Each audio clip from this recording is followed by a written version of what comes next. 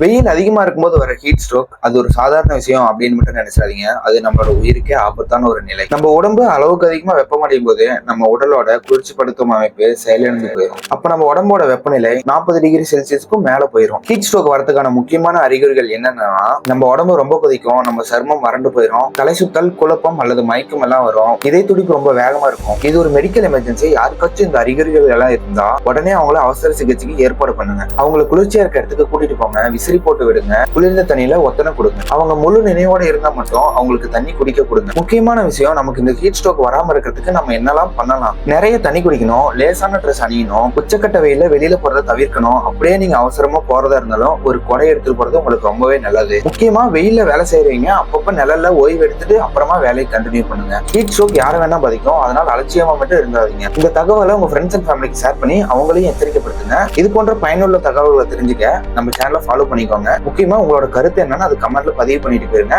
நன்றி.